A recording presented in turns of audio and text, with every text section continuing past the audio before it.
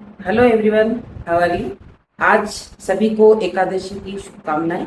आज एकादशी है और एकादशी तिथि विष्णु भगवान को अति प्रिय है। इस विषय में मैं डिस्कस करूंगी कि विष्णु भगवान को एकादशी तिथि अति प्रिय क्यों। इसके पीछे एक कथा है छोटी सी कि एक समय जो राक्षस मूढ़ था, तो राक्षस मूढ़ जो था वो देवताओं के साथ युद्ध करने के लिए गया। तो देवताओं के पास पहले से संदेशा पहुंच गया कि ये राक्षस युद्ध करने आ रहा है।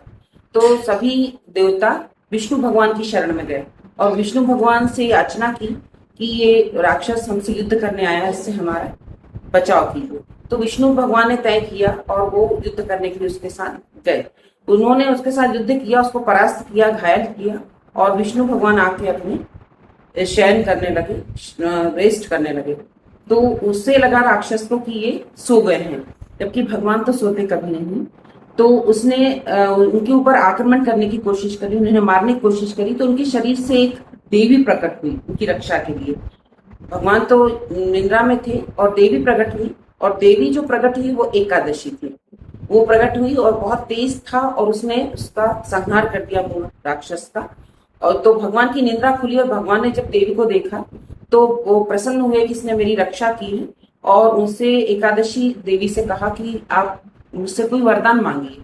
तब देवी ने कहा, मुझे ये वरदान दीजिए कि सभी व्रतों में जो श्रेष्ठ व्रत मेरा व्रत करे वो श्रेष्ठ माना जाए, और मैं सभी को अच्छा फल देने वाली रहूं। और मेरा व्रत करेगा एकादशी का, क्योंकि महीने में 2 एकादशी होती है, मेरा व्रत करेगा वो पुण्य को प्राप्त होगा और आपकी कृपा का पात्र होगा, लक्ष्मी जी की कृपा का पात्र होगा और सभी पापों का क्षय होगा। तो उन्होंने तथास्तु कह के उन्हें देवी को आशीर्वाद दिया।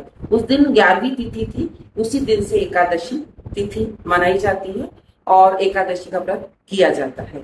इसके पीछे ये वृत्तांत था, इसलिए विष्णु भगवान को एकादशी अति प्रिय। आज के लिए इतना ही। Thank you sir.